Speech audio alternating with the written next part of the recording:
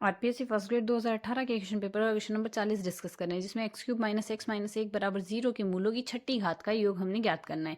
तो यहाँ से अगर समीकरण देखें ये है, इसके मूल हम x अल्फा बीटा गामा मान लेते हैं। 3 घात के समीकरण है तो 3 मूल होंगे। मूलों का योग हमारे पास बनेगा x² का कोफिशिएंट जो कि है 0, alpha beta plus beta gamma plus gamma delta की वैल्यू आएगी कांस्टेंट कोफिशिएंट जो कि -1 है। और अल्फा बीटा गामा का जो यहाँ से कांस्टेंट कोफिशिएंट नहीं, सॉरी, एक्स का कोफिशिएंट जो कि -1 आएगा यहाँ से, और अल्फा बीटा गामा आएगा यहाँ से इसका नेगेटिव वैल्यू, तो नेगेटिव वैल्यू आएगी +1। Alpha beta gamma equals to +1 आ गया। अब यहाँ से समीकरण के अगर देखें, समीकरण अल्फा बीटा गामा इसके मूल है तो इस समीकरण को संतुष्ट करेंगे। अल्फा³ इक्वल्स टू अल्फा +1 आएगा।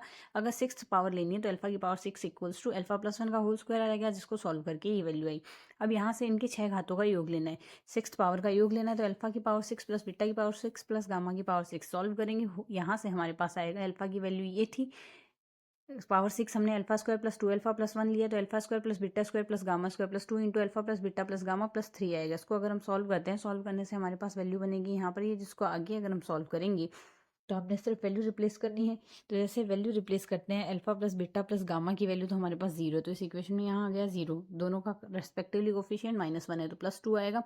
नेक्स्ट अगर आगे होल स्क्वायर भी है तो उसको सॉल्व करेंगे तो 2 + 3, अर्थात हमारे पास यहाँ से इसके लिए वैल्यू क्या बन गया, हमारे इसकी वैल्यू हमारे पास बन जाएगी यहाँ से अल्फा² प्लस बीटा² प्लस गामा² की वैल्यू हमारे पास यहाँ से इसकी वैल्यू बन रही है, इसको सॉल्व करने पर 2, तो वैल्यू इसमें रिप्लेस करनी है।